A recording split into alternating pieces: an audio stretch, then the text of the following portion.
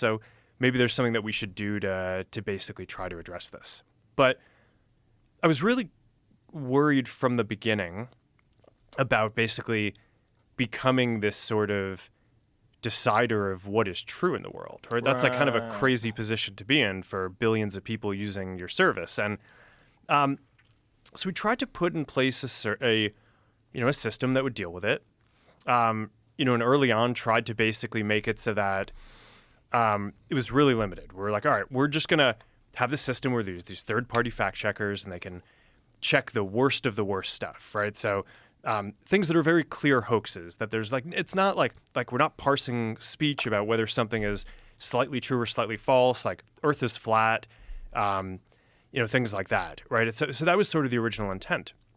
We put in place the system and it just sort of veered from there. I think to some degree, it's because some of the people whose job is to do fact checking, a lot of their industry is focused on political fact checking. So they just kind of veered in that direction. And we kept on trying to basically get it to be what we had originally intended, which is just, it's not, the point isn't to like judge people's opinions. It's to provide this layer to kind of help fact check some of the stuff that seems the most extreme. But it just, it was just never accepted by people broadly. I think people just felt like the fact checkers were too biased. Mm-hmm.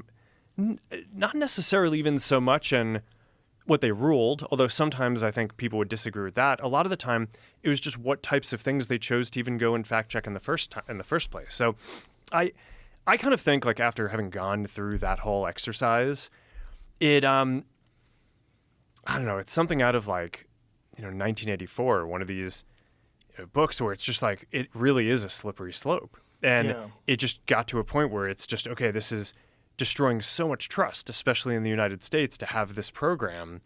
And I guess it was probably about a few years that I really started coming to the conclusion that we were going to need to change something about that. COVID was the other big one, where that was also very tricky because, at the beginning it was, it's like a legitimate public health crisis, in the beginning. And it's, even people who are like the most ardent First Amendment, defenders, the Supreme Court has this clear precedent that's like, all right, you can't yell fire in a crowded theater.